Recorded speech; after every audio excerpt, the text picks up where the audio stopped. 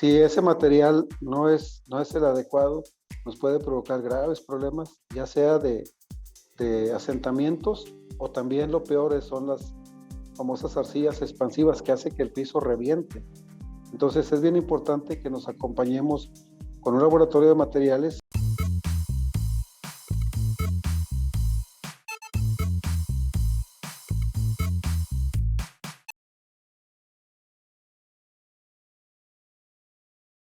Hola campeones de la carne, bienvenidos a su plataforma de Mix para en español. Y el día de hoy continuamos con esta conversación, esta parte 2. Platicamos con el arquitecto Marco Castro, hablando de refrigeración. Hablamos de muchos temas, de la importancia de la refrigeración. Y ahora nos toca hablar de otro tema que platicamos, que es la parte 2, que es el elemento importante, que es las estructuras o la construcción, la importancia de los factores que se tienen que tomar en cuenta en el punto de vista desde la construcción. Vamos a hablar del tema de qué tipo de pisos tener pues en un frigorífico, en una planta de carne, recomendaciones. Yo creo que es una parte 2 y mucha gente nos estaba pidiendo. Bienvenido, arquitecto, y pues gracias por estar de nuevo aquí en este podcast. Oye, pues buenas tardes, Paco, y a todo tu equipo. Muchas gracias por este tiempo. Sabemos que siempre andas con la agenda muy llena, pero bueno, ya nos dimos tiempo aquí para continuar con este interesante tema que es el diseño y la construcción de plantas procesadoras de alimentos, particularmente productos cárnicos. Pues bien, este segundo tema es no menos importante que la refrigeración y pues quisiera abordar varios aspectos entre los que se encuentran las estructuras, sean de concreto o metálicas, los pisos, que son un dolor de cabeza, las puertas, las paredes y las instalaciones. Todos tienen un sentido muy particular de que deben cumplir con la normatividad. Incluso cuando hacemos trámites ante Senacica para poder certificar una planta, nos piden también los acabados y que estos estén aprobados por, por las diferentes entidades que rigen todas las normas de los alimentos, ¿no? Entonces te piden, por ejemplo, pues que el panel, y pues tienes que especificar el tipo de pintura, el tipo de laminaciones, etcétera. Entonces, pues si quieres ya empezamos como todo en la vida inicia por la base, pues iniciamos por el tema de las cimentaciones. Si bien este es un tema meramente de ingeniería que tiene que ver con la composición del terreno, con la topografía y también con el tipo de construcción que vamos a usar, pues existen diferentes tipos de cimentaciones. No pretendo dar una clase de cimentaciones, pero creo que de todo lo que estamos construyendo, lo principal es que estas cimentaciones cumplan con, con la normatividad del lugar, una, y también con el tipo de edificio que vamos a hacer. Y esto es un tema meramente de ingeniería, porque queda abajo, entonces pues hay pilotes, hay zapatas aisladas, zapatas corridas, muros de contención, etcétera. Entonces ya una vez que tenemos la cimentación, es muy importante que la gente considere la plataforma sobre la cual vamos a edificar. Es bien importante también que tengan cuidado al seleccionar los materiales con los que van a hacer dicha plataforma, porque puede reventar los pisos si no es la adecuada. Existen terrenos muy difíciles, entonces es bien importante que la gente haga topografía, haga mecánica de suelos y en algunos casos hasta estudios hidrológicos para evitar problemas a futuro. Son estudios que no tienen un costo significativo respecto a la inversión total de la obra, entonces es recomendable que hagan. Repito, topografía, mecánica de suelos y en muchos casos un estudio hidrológico. Esto, una vez que estamos sobre la plataforma, pues el diseño de los pisos es muy importante. En México existen diferentes zonas en las que nos encontramos con agregados de diferentes características. Y si bien no es un tema de resistencia, sí es un tema de abrasión, por ejemplo, en la península de Yucatán, los concretos son muy difíciles porque son altamente escalizos y también son muy susceptibles a la abrasión, se acaban muy rápido. Para esto, nosotros les recomendamos a los inversionistas que, que hagan el esfuerzo y pongan un recubrimiento que genéricamente la gente les llama epóxicos, aunque no todo lo que a la vista se ve como un piso epóxico es, valga la redundancia, un recubrimiento epóxico. Nosotros en lo particular hemos tenido las mejores experiencias con los uretanos cementicios. Existen varias marcas en el mercado.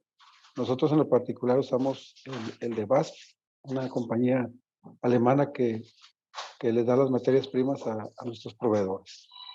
Entonces ahí el color, pues la normatividad dice que deben ser colores claros, aunque no son muy estrictos en ese aspecto, porque pues hemos puesto pisos rojos, hemos puesto pisos azules, pisos verdes, pisos naranjas, pisos grises, y ahí hay una gama importante en los recubrimientos de los pisos. Aquí me gustaría tocar el tema porque yo creo que es un tema muy técnico, pero también yo creo que me gustaría, van dos preguntas, ¿no? De seguimiento para este tema. Pero inclusive si nos vamos antes de empezar con los conocimientos o empezar con todos esos estudios, yo creo que también me gustaría que nos dijera un poquito de qué es lo que tenemos que tomar en cuenta, ¿no? Y usted ha tenido mucha experiencia con rastros, con plantas de sacrificio y lo que es la planta de Cortés Huese. Hace poco me llegó una pregunta de un cliente, es si necesitas que la planta de sacrificio esté junto a la sala de corte y deshuese. Y bueno, ahí son los dos importantes, ¿no? ¿Qué tipo de especificaciones tiene que tener el edificio diferentes si va sacrificio y corte y deshuese a que si a lo mejor, digo, porque hay clientes que deciden tener el rastro, el sacrificio en una ubicación y por temas logísticos a veces ellos tienen centralizado el tema de corte y deshuese. Digo, podemos hablar de varios ejemplos que a veces no es tan común, ¿no? Lo más común es encontrar las dos partes de la misma planta, pero a lo mejor dentro de su experiencia, ¿qué ha visto en ese aspecto de, o sea, desde el punto de vista ingenieril, qué diferencias hay o las personas que estén pensando en invertir en una planta de carne, qué es lo que se recomienda? Se recomienda, bueno, obviamente vamos a sus excepciones como siempre, ¿no? Pero ¿cuál es alguno de sus sugerencias pues, cuando la gente va a atacar este problema? Comentaba en el segmento anterior que mi formación académica es arquitectura, pero nosotros nos preparamos también como consultores en agronegocios. Entonces, los proyectos no los vemos aisladamente ni somos hacedores de planos, sino que nos involucramos desde el principio, y lo comentaba en el podcast anterior, de que la selección de terreno es bien importante. Es muy importante que la gente considere sus áreas de crecimiento. Y complementa un poco la pregunta o el planteamiento que me estás haciendo ahorita con respecto a si es conveniente tener la planta y el rastro juntos. Es más, es todavía más conveniente tener la engorda, el rastro y la empacadora juntos, porque trae las ventajas de logística y de estrés del ganado. Hace poco, ahorita en este momento estamos viendo un proyecto importante en la península de Yucatán en donde están buscando fabricar carne. Le llamo yo así porque realmente creo que la carne se diseña desde la genética y en lo cual tiene que ver posteriormente la dieta, todo el manejo de zootecnia que ustedes conocen mejor que yo, el manejo antemortem y todo el sacrificio, también cuidar bastante los aspectos de la carne. Posteriormente los procesos de maduración, ya sea en seco o en húmedo, pues le van a dar el complemento final. Entonces, para tener una buena carne, hablando de lo que dice ahorita, yo creo que sí es importante que esté todo integrado. Yo considero que por temas de logística y de inocuidad conviene hacerlo porque eh, hace poquito también vimos otro proyecto en el que consideraban sacrificar 1000 cabezas diarias. Entonces, nada más de imaginarme de subir 2000 medias canales cuántos transportes necesito, cuánta gente necesito, la contaminación que se va a generar, lo llevarlas a otra planta en donde hay que bajarlas y todo. Creo que no hay nada mejor que el rastro pasen hacia las áreas de proceso por riel. Contesta un poco lo que tú me dices. Y si el animal llega al rastro caminando, pues también le va a quitar mucho estrés de transporte, que en donde sé que existen mermas muy, muy importantes. Excelente. Y creo que ese es un punto, digo, que vale la pena, pues, hacer una pregunta, ¿no? Porque a mí sí me ha tocado ir a plantas, me ha tocado estar con clientes que, que tienen ellos, pues, lo que es la parte de la engorda, a lo mejor a unos 100, 200 kilómetros de donde está la parte del sacrificio, perdón, del corte y deshuese. Y bueno, ellos han tenido o sea, en términos de logística, a veces por ejemplo, estuve en Alemania en mayo en este año y, por ejemplo, allá en Europa se acostumbran mucho a no hacer los cortes subprimarios, o sea, se van haciendo los cortes primarios, van separando lo que es el cuarto corto y así lo mandan, o sea, los domos, lo que son las que llaman las pistolas, ¿no? Los van mandando a lo que es la carnicería o a la carnicería local, ¿no? Pero en este caso es un poco distinto a la manera en cómo se distribuye la carne en México. Excelente, ¿no? Eso, volviendo al tema de los pisos, yo creo que ahí más práctico, hace poco usted y yo veíamos ese tema, ¿no? De qué tipos de pisos o qué tipo de recubrimientos hay en el mercado, mencionó, digo, Ahí, ahí, sí, ahí va. Hace un tiempo nos invitaron precisamente a una compañía que instala recubrimientos sanitarios industriales y ahí comentábamos nosotros a los asistentes que hay tres aspectos bien importantes y eso yo quiero que la gente que nos escucha los considere. Número uno es, ningún área de las plantas son iguales, o sea, tienen diferentes usos, entonces la selección del sistema para cada área es determinante. No es lo mismo un almacén de secos que un área de procesos, que un área de calderas, incluso que un andén. Un andén de carga está sometido a muchos desgastes por las palas de los montacargas y el arrastre de las tarimas. Entonces es un piso que debería ser más duro. En una área de secos pudiéramos usar hasta un sistema autonivelante porque no hay tanto abrasión o tanto golpeteo hacia el piso. Y en un área de proceso, pues son pisos que deben tener cierta antiderrapancia, cierta pendiente, y cada uno es diferente. También muchos le quieren poner a sus congeladores ráfagas o quieren meterle a sus conservadores de congelados recubrimientos, entonces deben ser pisos más elásticos. Los espesores también varían de acuerdo al uso que se le va a dar. Entonces, ese es el número uno, seleccionar el sistema correcto para cada área. El número dos es seleccionar una buena marca. Hay muchas marcas en el mercado, pero también hay muchos fraudes en el mercado. Entonces, buscar una marca que tenga, que esté,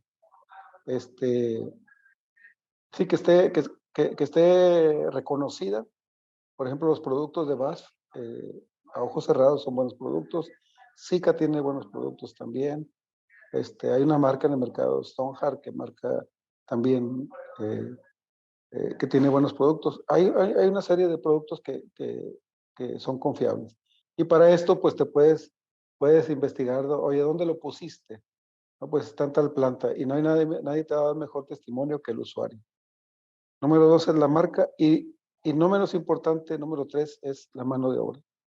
El buen aplicador debe hacer un trabajo casi perfecto, por no decir perfecto, desde el escarificado para darle buena adherencia, la aplicación del primer, tener cuidado de la temperatura ambiente y de la humedad del ambiente porque inciden también en la calidad del piso. Si no queremos tener problemas, pues debemos trabajar en los rangos de temperatura y de humedad que el fabricante te recomienda. Y obviamente, pues ya la parte estética. Hay muy buenos aplicadores en México y eso te va a llevar siempre a tener un sistema muy bonito, muy bueno y muy duradero. ¿Cómo ve usted el tema de la nivelación del piso para evitar el estancamiento de agua? ¿Cómo lo considera? ¿Lo considera por espacio? Me refiero, digo, también vamos a tocar el tema también de las alcantarillas, ¿no? O sea, ¿cómo podemos ir posicionando? Digo, hay muchas plantas y cada planta tiene sus características distintas, ¿no? He visto plantas que tienen las alcantarillas alrededor de lo que es la sala de Cortés Huese. Hay plantas que lo tienen que pasa por el medio de las alcantarillas con una nivelación para que un tipo una V, donde va el agua Sí. escurriendo ahí de esa manera, con trampas de agua. O sea, a lo mejor nos pudiera avisar o dar un poco de explicación de cómo es la combinación entre lo cual del piso, alcantarillas, y pues yo creo que eso es importante, ¿no? Los drenajes es otro punto muy importante en el diseño y construcción de establecimientos que procesan, porque normativamente solo te marcan que debe ir a contraflujo, siempre las aguas corriendo de lo más limpio hacia lo más sucio. Sin embargo, si eres más estricto y hoy si tomas el tema del agua, sería bueno que las plantas consideraran incluso reciclar las aguas residuales. Actualmente estamos trabajando en un proyecto desde ahorita, de donde está la transmisión, en el que vamos a considerar captar las aguas de los evaporadores de refrigeración, que es agua limpia. Vamos a reciclar las aguas de los lavamanos, vamos a reciclar las aguas del lavado de ropa. Entonces, todo eso es importante, al margen de lo que nos marca la normatividad. En cuanto al diseño, ya dentro de las áreas, también está marcado que debemos poner una descarga por cada 45 metros cuadrados de superficie y que la pendiente debe ser igual o no menor al 2%. Entonces, no es un tema, el tema de los pendientes, aunque lo marca la normatividad, lo más importante es que no haya encharcamiento. Si tú tienes muy buena mano de obra, pues puedes darle hasta el 1% para que no tengas grandes pendientes, pero se trata de que no haya encharcamientos. En cuanto a la ubicación de los sumideros, pues es importante también que haya un acomodo de equipos, porque si no, en una limpieza, imagínate que pongas un sumidero al centro del proceso, pero luego te queda ahí una termoformadora, pues ¿cuándo vas a mover la termoformadora para darle limpieza al piso? Entonces, con el acomodo de los equipos se diseña también la ubicación de los sumideros. Estos deben tener como características dos. Número uno es que capten sólidos y número dos, que tengan sifón para evitar la salida de olores. Al captar sólidos, pues ya en los procedimientos de limpieza y sanitización, pues siempre está marcado que toda esa materia orgánica va a dar a bolsas de plástico y no la mandamos al drenaje, porque después nuestras plantas de tratamiento sufren mucho. Entonces, entre más captemos en los drenajes es mejor. Ahí también, pues las coladeras deben tener un diseño correcto. Igual hay varias marcas en el mercado, pero invariablemente debemos cuidar la captación de sólidos y el sifoneo en cada una de ellas.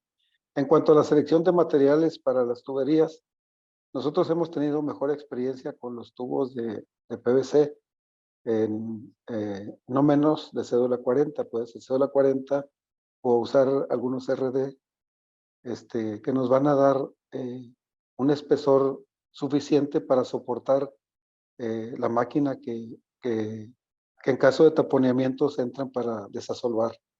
Porque si metemos el PVC sanitario normal, pues son tubos que muy rápido nos van a dar problemas y de ahí pues va a haber fugas y esas fugas, asentamientos en el terreno y se hace el problema grave. Entonces, invertir en una buena red de tuberías es lo más recomendable. Seleccionar las coladeras adecuadas para cada área y en cantidad y en forma. Circular el drenaje a contraflujo y en la medida que podamos reciclar el agua. Esas son las recomendaciones que haría yo para el tema de drenaje. Hace poco fui a una planta de unos compañeros en México y fue un tema muy importante porque la planta la terminaron hace aproximadamente 10 años y mencionaron que sí se consideró el tema de la nivelación del piso, pero pasó algo que después de 10 años comentaron que había algo en el suelo que era arcilloso, que iba moviendo un poco el suelo y eso causa ahorita que hay ese estancamiento de agua. Esa nivelación se perdió por el movimiento del suelo. ¿Qué me pudiera decir al respecto en cuestiones de qué se tiene que hacer para evitar eso? Lo dije hace un rato, respecto a la construcción de la plataforma hidráulica. Es bien importante mecánica de suelos y durante la construcción, también tener el respaldo de un laboratorio de materiales. El laboratorio de materiales lo que hace es precisamente te va a dar sus recomendaciones acerca del material que vamos a usar para hacer la plataforma hidráulica, lo que va abajo de los pisos. Si ese material no es el adecuado, nos puede provocar graves problemas, ya sea de asentamientos o también lo peor son las famosas arcillas expansivas que hace que el piso reviente. Entonces es bien importante que nos acompañemos con un laboratorio de materiales, sobre todo para todo lo que corresponde a, a compactaciones y seleccionar el tipo de material con el que vamos a hacer los rellenos y las plataformas. Otra pregunta, yo tengo como 25 preguntas para usted, ¿no? Pero son cosas que las veo al día a día. Sinceramente, otro tema que platicábamos en la ocasión pasada, del tema de la rilería de donde va pues en este caso las canales. Hay gente que las tiene de acero inoxidable, gente que las tiene de acero negro, gente que las tiene de galvanizado. Creo que es un tema, pues que a veces la gente tiene miedo porque no entiende un poquito pues, de que en realidad no se necesita tener por lo menos una rilería o sea, 100% acero inoxidable. Hay opciones en el mercado que pueden abaratar los costos, pero a lo mejor ahí pudiéramos hablar de los beneficios o los pros y contras de eso. El punto medio, es hacer la estructura principal en acero galvanizado y el riel y todos los sujetadores, hacerlos en acero inoxidable. Porque hoy en día en los frigoríficos es muy usado la implementación de un sistema mermacero que tiene que ver con la pérdida de caliente a frío de las canales. Entonces, buscando eso, la saturación de humedad en la cámara, llega un momento en que pues todas las estructuras están mojadas. Si metemos acero negro y lo pintamos, no conozco todavía un recubrimiento que soporte esas condiciones de trabajo. Entonces, tarde o temprano esa tubería, esa estructura se va a oxidar y entonces es muy cuestionado el óxido porque mancha las canales. Mancha las canales y es un tema de inocuidad. Incluso el uso de las carruchas, de las rolas de acero negro, pues también, porque como las lavan y luego las lubrican, ese aceite con la humedad de la saturación de la cámara escurre también sobre la pierna de los canales y es un tema, es una observación de inocuidad por parte de los inspectores. Entonces, lo mejor es, para trabajar en una cámara de canales, lo mejor y lo más económico es toda la rilería, toda la estructura, meterla en acero galvanizado por inmersión en caliente, meter el sujetador y el riel y los cambios de vía en acero inoxidable y en la medida que se pueda que vayan las plantas cambiando a las rolas de acero inoxidable. Eso les va a quitar mucho problemas. Ahora, si nos vamos, esto está excelente, ¿no? Porque vamos hablando de mucho, yo creo que como recomendaciones y tips para profesores de carne. El tema de la estructura, lo que soporta la rilería, ¿nos pudiera hablar un poco de cómo hacer la estimación o cómo calcular, dependiendo del peso de la rilería, poder a lo mejor hablar de cosas, no sé, a lo mejor más claras bueno, va a la rilería, pero va una estructura, ya se lo digo, podemos hablar de polín o una estructura de acero que va a la redundancia, ¿no? Que soporta la rilería y que tiene que ir de una u otra manera, pues tener un soporte. Hay gente visto que lo hace, que va directo al piso y esas estructuras o no sé cómo lo pueden hacer, esas estructuras de acero, soporte en herrería y otras que van hasta el techo, ¿no? Entonces, no sé cómo mejor podríamos ir pues también esa pregunta, ¿no? ¿Cómo hacer, cómo recomienda usted si empezamos de cero una planta? ¿No? Nosotros, como lo hacemos es, la estructura de la rielería tiene zapatas independientes, o sea, soportes independientes, y hacemos columnas dentro de las cámaras independientes. Entonces, salimos con las columnas y luego unas vigas dentro de la cámara. Es un tema de puentes térmicos también. O sea, nosotros no es conveniente que los elementos estructurales estén dentro de la cámara y luego salgan de la cámara. De tal forma que tenemos una, un soporte vertical y soportes horizontales. Eso se calculan. Entonces, la cimentación también es independiente porque la carga principal de esa construcción, particularmente un cuarto canalero, recae en esas columnas que van a soportar todo el peso de las canales. En México el tamaño de las canales ha ido aumentando. Cuando nosotros empezamos con este tema, a trabajar en este campo, hace casi 30 años, las canales tenían un peso promedio ya entre 270 y máximo 300 kilos.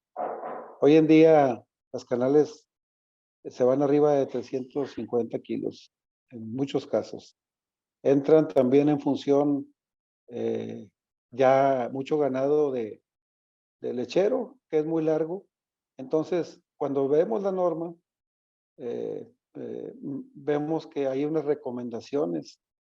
Si se recomienda para bovinos 340, del piso al riel. Pero si metes un ganado lechero, va a arrastrar. Entonces, lo mandatorio, si bien 340 es recomendación, lo mandatorio son por lo menos 30 centímetros, respetar que el animal esté despegado del piso. Eso en cuanto a la altura.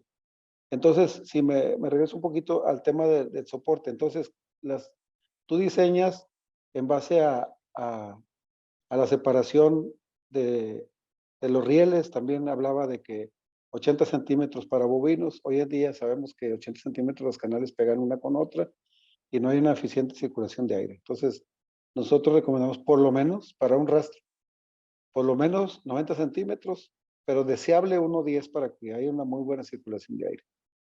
Y ya si es una planta de procesos, pues sí puedes meterle 85 centímetros. La canal llega ya fría, superficialmente seca también, y ya no hay un deterioro en la presentación.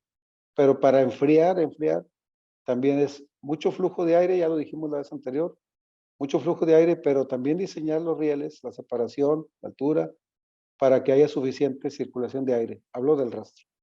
Y una cámara para un área de procesos es diferente. Ya no necesitamos tanto flujo de aire. Necesitamos solamente frío para que la deshidratación no continúe. Entonces, es un tema meramente estructural y de selección de materiales.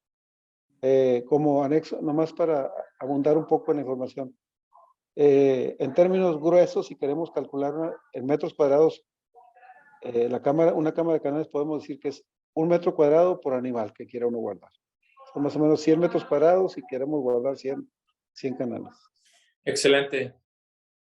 Mencionó hace unos momentos del tema de agua, ¿no? Es otro tema importante que, digo, por lo general tenemos, digo, podemos hablar de ese espacio que muchas veces va en el suelo, va enterrado, pues, ¿cómo le llamaríamos? Ese filtro que va separando los sólidos de los líquidos. Digo, a lo mejor eso también se tiene que considerar al momento de la construcción.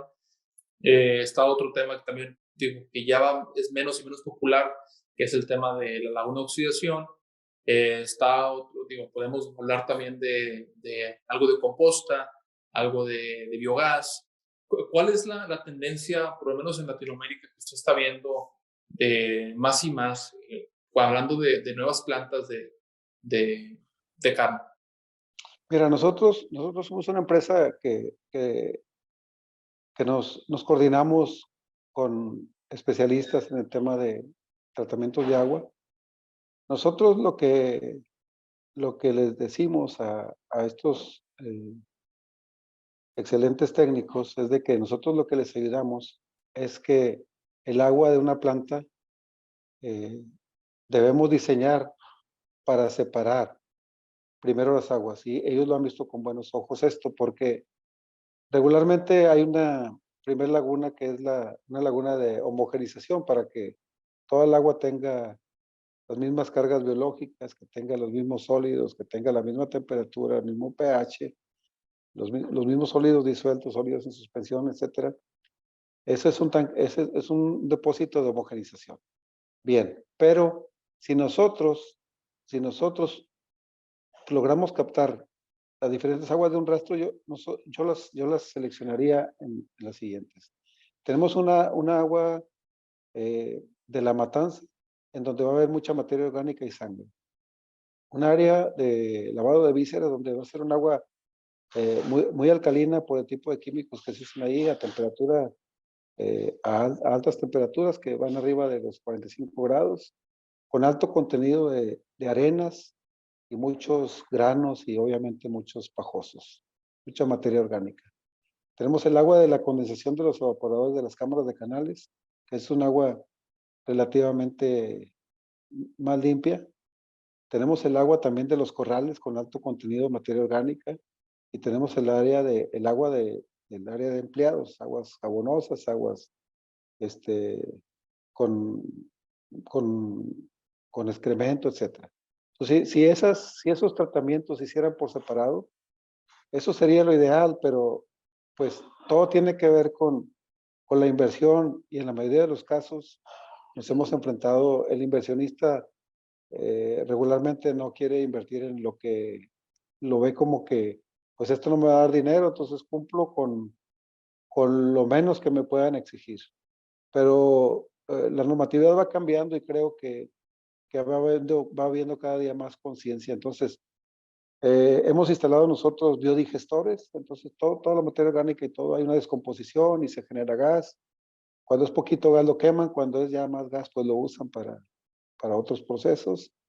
Posteriormente de ahí sale un agua semi tratada, y hay quienes han instalado unas plantas de tratamiento después del biodigestor, y algunos los usan para riego, otros mandan a drenaje.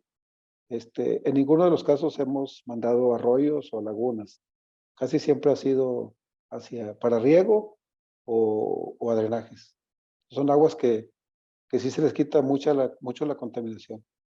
Ahorita traemos un proyecto aquí en Monterrey que va a estar en el área metropolitana prácticamente. Entonces ahí ya estamos en pláticas con la gente de agua y drenaje, y dice, bueno, pues sí, mándame el agua, pero mándamelo con esos parámetros, y bueno, pues ahí vamos ya con los aspectos para que nos puedan ayudar a tener un sistema que garantice que vamos a mandar con la calidad que agua y drenaje nos va a permitir. Excelente, pues yo creo que fueron bastantes temas. Yo creo que hablamos de 6, 7 temas diferentes que seguramente van a seguir preguntas de la gente que nos escucha, y eso es bueno, ¿no? Porque son cosas que tenemos que saber, y como dice usted, bien importante, ¿no? Las normativas van cambiando. Ahorita mencionó el tema del sur de México, Yucatán.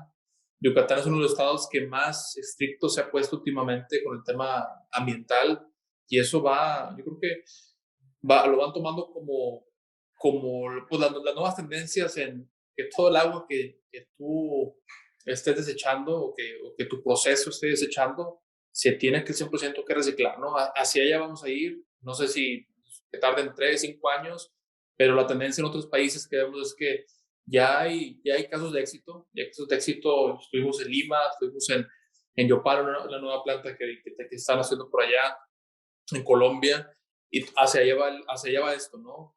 Eh, Siendo más responsables en el ambiente. Y yo creo que es responsabilidad de nosotros en que se utilice todo. Eh, Hay proyectos muy ambiciosos que también vamos a estar hablando más adelante en este punto, ¿no? Cómo platicado usted del tema zero waste, el zero waste, pero no nada más aplicarlo en el tema cárnico, sino aplicarlo en todo el tema del proceso de todo, ¿no? Desde que se utilice, pues, piel, cuernos, todo lo estamos tratando de cambiar la palabra subproducto a la palabra coproducto, ¿no? Que utilizar, cómo hacerle para utilizar 100% de los coproductos que salen del animal y todo lo que va con el agua. Le agradecemos mucho el tiempo. Yo creo que fueron pues unos minutos pues, de mucho beneficio para mí en lo personal. Yo creo que estoy seguro que va a haber muchos puntos que a lo mejor la gente que nos está escuchando y lo había escuchado o no lo había escuchado de alguien pues, con la experiencia de los años que tiene usted en la industria. Nos vemos pronto. Viene el tema de Expo Carne en febrero. Se va a celebrar en Monterrey, Nuevo León. Vienen buenas cosas, unas sorpresas. Vamos a estar por allá, estando ya cubriendo el evento también tanto con la empresa y tanto con el podcast, trabajando por allá. Esperamos verlo, pues a ver a Grupo TIC 2000 por aquel lado, ¿no? Sí, luego nos echamos el tercero antes de la expo para ahí en la expo ya andar comentando. ¿Qué tema nos falta de parte Pues 3? complementamos esto y yo creo que es bien importante también el tema de los equipos para pues el tipo de equipos que se necesitan para el diferente tipo de ganado, porque pues no es lo mismo matar ganado europeo que matar ganado cebuino, ganado de leche con ganado de engorda. Yo creo que sí. Yo creo que el siguiente episodio podemos hablar de equipos, digo, hablando de la parte de aturdimiento, la parte de rastro. Sabemos que hay aturdidores, podemos hablar de diferencia, ¿no? Que un calibre 22, un calibre 25, si vemos pues, los más comunes, ¿no? Que los van diferenciando por colores, dependiendo ¿cómo le dicen? El polvo, la pólvora que traiga, ¿no? Sí, pólvora. La carga. Sí. Podemos irnos así hasta llegar a lo que es el producto final, ¿no? Que son los empaques de empacadoras, ¿no? Y ahí ponemos un segmento. Me gustaría que compartir con ustedes un segmento entre los errores más comunes en los que se cae en el diseño. O pongo un ejemplo, alguien dice, oye, quiero matar, a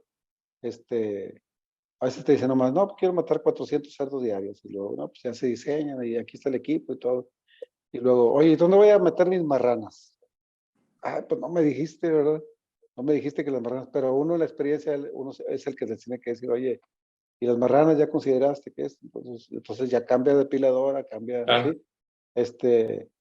Oye, pues nos pasó en Querétaro, pues la norma dice que el chu debe tener un mínimo de tal, pues sí, para ganado engorda, de repente llegó un toro de 900 kilos. Vamos No a cabe. guardarlas esa experiencia. Yo creo que, y le iba a preguntar, de hecho, ¿no? Porque a veces hablamos de cómo se deben hacer las cosas, pero tampoco hablamos de cuando no se hacen de manera correcta, qué evidencia hay. O sea, yo creo que sería algo importante. Mira, si no lo haces así, esto te pasa. En lugar de invertir esto que pudiste haber hecho bien, ahora tienes que invertir el doble o el triple por no haberlo hecho desde el principio, ¿no? Pero, Oye, Paco, y usos y costumbres, por ejemplo, que muchos rastros TIF sacan vísceras solamente enjuagadas y se los permiten. Cabezas con cuernos, con belfos. Digo, sin decir nombres ni nada, pero nomás saber que existe, ¿no? En lugares donde se usa la sangre, se usa la médula, las criadillas, o sea, son usos y costumbres al final. claro.